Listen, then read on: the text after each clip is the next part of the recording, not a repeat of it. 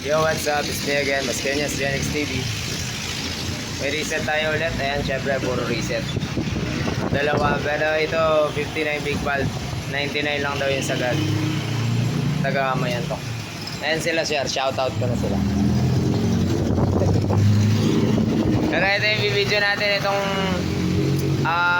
customer natin na all the way from Bicol. So, uwi siya ng Bicol sa 30. Ay, bukas. Nagpa-clearance siya kahapon. Nakita ko yung valve niya, paubos na. So, buksan natin to. Tapos, baguhin natin yung setting, mga kapatid. So, let's go. Yan, kinakalas na ni Momon. Tapos papakita ko sa inyo yung mga errors na dapat baguhin para hindi magkaganon. Alright, update mga kapulido. Bali, specs reveal ko na siya. Okay, ang kanyang black ay B-Win. May konting overheat shine siya doon, pero tingnan natin kung wala namang gasgas yung piston. Pwede pa. Wala naman. So, pwede pa to. Open carb siya. Ayan, ang dumi oh. Lalagyan natin ng filter yan. Tapos silipin natin yung piston ring. Kung pwede pa.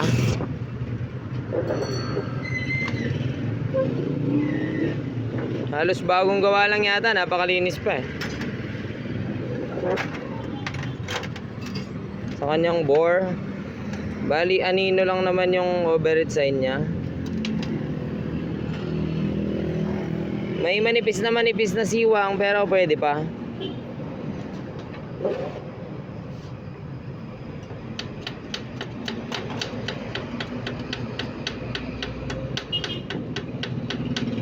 Pwede pa yung kanyang ring.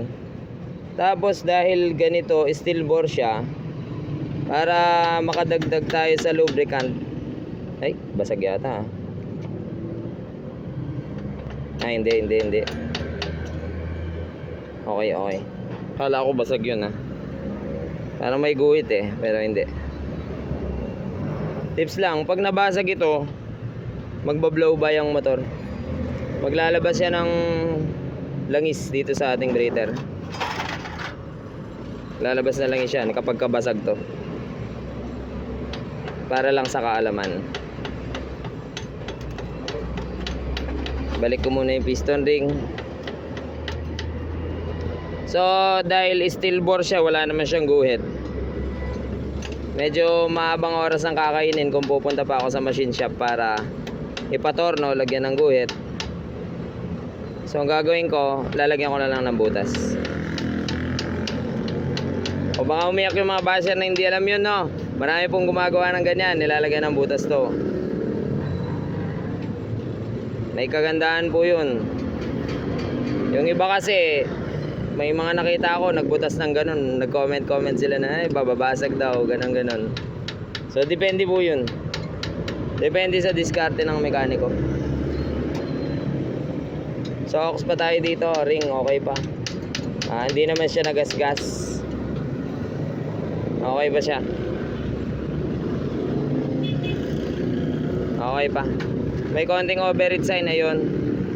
Pero hindi naman siya nakakapa. Nag-init lang, pero okay pa.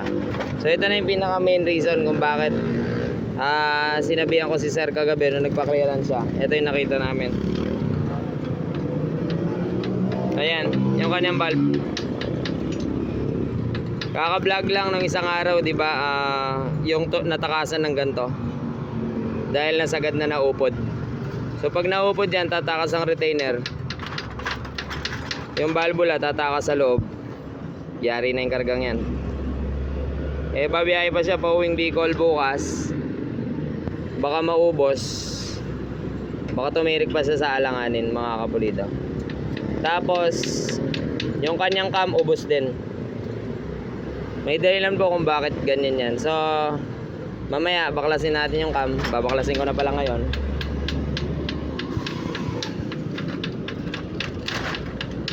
Di naman daw natuyuan ng langis, and kita naman na hindi natutuyuan ng langis kasi malinis. Kasi pag ang motor natutuyuan ng langis, masyado mainit, mangingitim yung loob eh. So malinis naman siya.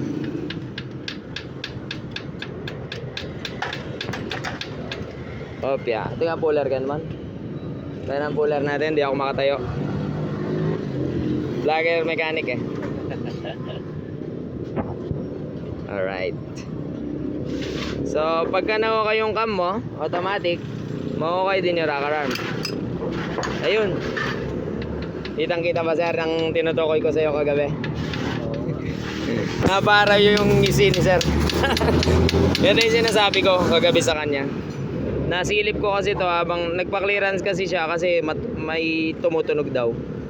So nung sinilip ko, ito na yung nakita ko. Anong brand ng cam? Unbranded. Ay hindi ko sure. Pero wala siya nakasulat eh. Mamaya susukatan ko siya dito sa part na hindi naupod kasi may side pa naman na hindi upod eh. Tingnan na lang natin kung ano siya. So yun nga, may dahilan yan kung bakit nagkakaganyan. Mukhang bago pa naman yung karga eh. O, yan. Gagastos ka pagka ganito.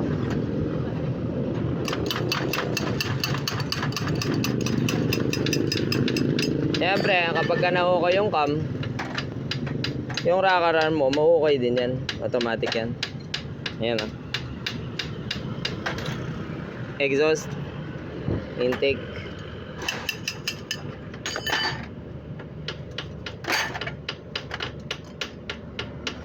Okay naman nga ng bearing. Ayun o, yung bearing niya stock. So, ang bearing na stock ay may cover. Tama yun. Intake. Ayan o. Kayod din. So, negative na yan. O, ito yung sinasabi ko sa kanya. Ayan, yung valvula. Ayan. Naribaba. So, mahirap nang ilabas sa valve guide to. Kailangan mo pang grinderin. Mamaya, papakita ko. Yung exhaust niya, okay naman. Pero may konting bulutong lang. So, automatic pag ganyan, palit valve na tayo dyan, mga kapulido. Stock valve spring ang ginamit.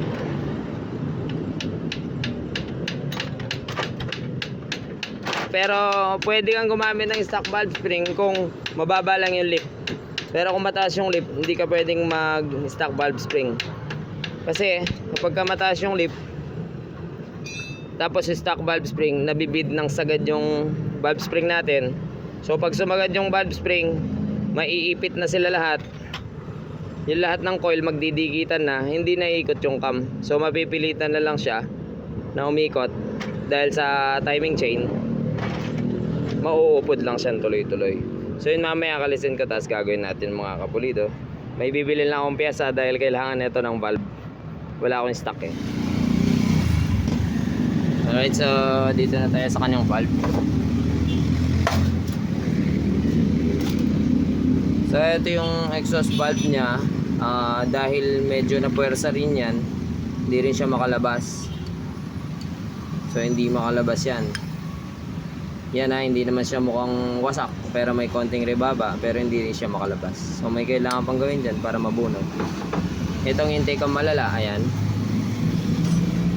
So hindi mo talaga pwedeng persa yung palabas yan. Kasi pag pinwersa mo palabas yan, yung valve seal natin mawawasak. Tapos yung valve guide, masisira rin siya kasi mapupersa siya. So kailangan muna natin itong i-dremel, grinderin, para matanggal itong rebaba. Kita mo ba sir? Ayan, lala. Nabasarat. Nabasarat. So dremel muna natin, tagal.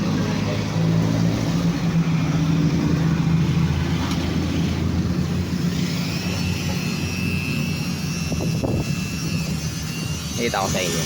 Kasi hindi basta-basta. Sa mga ano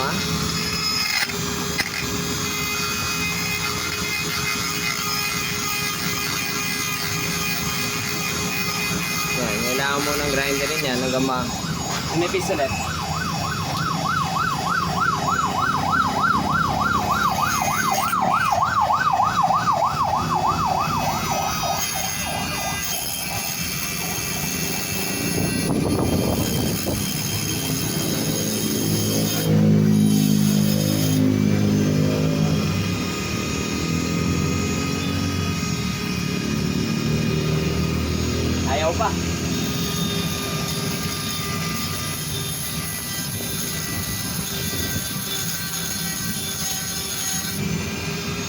Yun.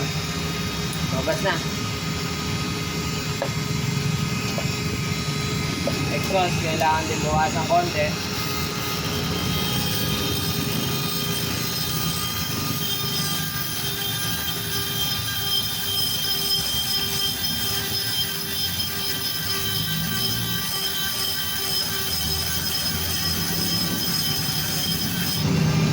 Yan. So yan, ganun po yung paraan ko kung paano ko matatanggal yan. So palit na talaga to mga kapulido. Kasi hindi natin pwedeng gamitin pa to. So gagamitin natin yan is kariristang unggoy tapos ipoport natin. Wait lang.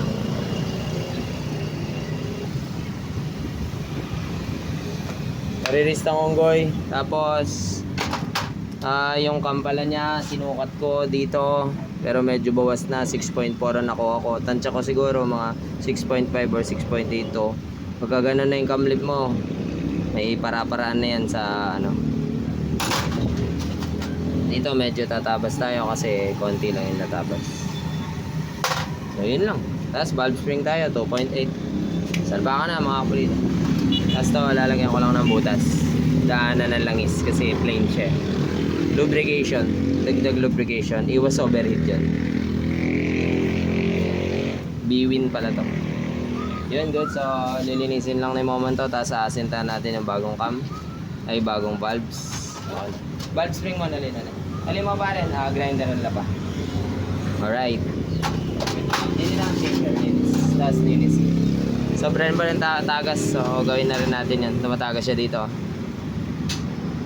Game. Update mga kapulido. Bali overall set sa reset na kasi to kaya binabago na natin lahat. Sabi ni sir, sabi ko pwede ko namang gawin na yung sira lang yung papalitan tapos gawin natin yung bagay para ma-avoid yung pagkasira tulad ng pagpapalit ng valve spring, cut ng retainer, yun lang naman sana para ma-avoid na yung pagpupudpud niya ng cam at saka valve. So ginagawa ko na. Sabi ni sir, gawin mo na yung settings mo. Sabi niya, okay. So ito nakita niyo nagbutas ako. Hindi naman po porke may butas yan masisira na mga kapulido. So diskarte, kanya-kanyang diskarte yan mga kapulido. May nakita kasi ako nag-post ng ganito, ginawa niya to. Maraming nagsabi na mawawasak daw. Hindi naman. Napakatagal na panahon na maraming gumagawa ng ganito mga kapulido. Una, lubrication yan, makakadaan yung langis dyan. Pangalawa, mas gagaan yung piston dyan, mas gaganda yung performance. So lalo dito kay B-Win, kung titingnan, walang daanan ng langis. Oh. Wala siyang guhit, wala ring mga butas na daanan ng langis. So malaking bagay po ito. Makakadaan ng maayos yung langis dito. So may lubrication sa walling ng ating sleeve, sa ating bore. So makakadaan yung langis dyan.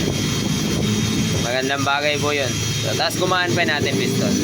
Hindi mo naman mababasag yan dahil napakakapal niyan eh. Oh.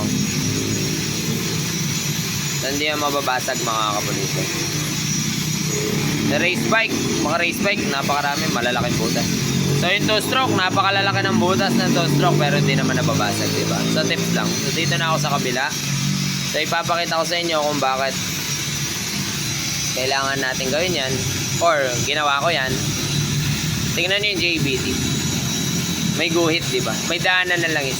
Bukod doon, may mga butas pa, yan, oh. Yan, oh. So may spray ng langis dyan.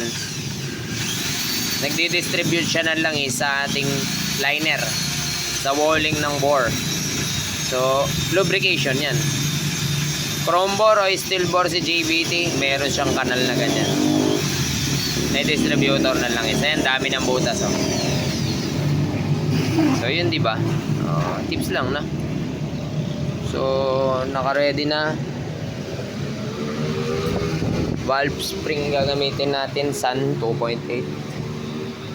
Nasaan na? Oh yun, di ko na makita. Sa kasada na. Base gasket gamit natin, MTRT. Bubuhin na lang yan. So yun, tignan natin mamaya kung ano na yung finished product, no mga kapulido. Alright, update mga kapulido. Okay na. Valve spring preparado, stock tanggal na. Lighten valves, tapos nilighten pa kasi sasagi yan pag di ginalaw. Valve lapping, ayan, malinis na. Lighten valve din, exhaust. Valve seal, nagpalit kami, medyo maluwag na yung dati niya. Rocker arm, tabas, valve lock, retainer, Genrix cam 6.8. Yun, so pwede natin buuin. So mamaya tatanggalin ko na to mga kapulido. Yan. Ano pa? Hindi pa pala siya naka-port. Na plug and play lang pala siya. Yun. Port na rin. Ported. Alright. Para sa last part ng ating video, lagyan na natin lang siya mga kapulido bago natin i-start.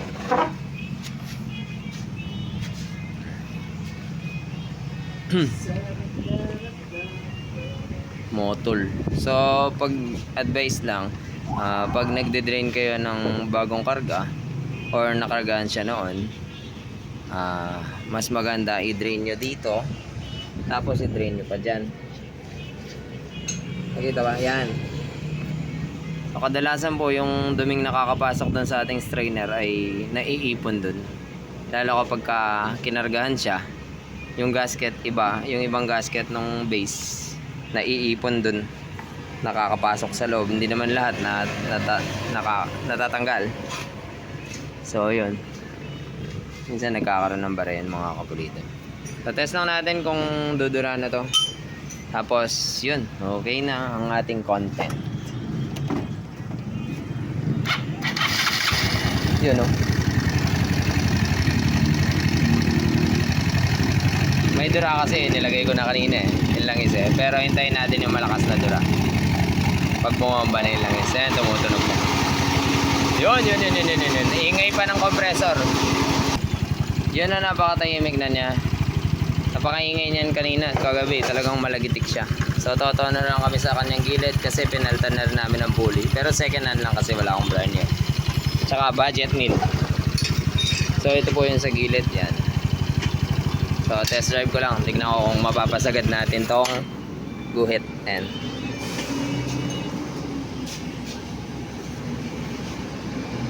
yun. Okay. Alright, tignan na natin kung sumagat ba ang kanyang poley. Ayun oh. Sagad-sagad oh. Oh, nabura ang ating drawing. Ayun na lang ang natira. Ayan oh. Oh, di ba? Burado. Sagad-sagad dyan, mga kapulido. So, siguro hanggang dito na lang ang ating video. Ang tungkol lang naman sa ating video yung sa hukay cam. So, yan, napakatahimik na niya ngayon, mga kapulido. Makakabiyahe na siya ng Bicol. So, yun kasi, baka kasi bumitaw yung valve niya. Pag bumitaw yung valve niya, matulad siya dun sa isang vlog natin. Ayan, no? Na tumukod yung valve dahil bumitaw. Sabog yun, sir. Salamat po sa panonood. Sa muli natin pagkikita. Paalam, malubat na ako. Ulitong gawa, syempre, at Genrix. Na?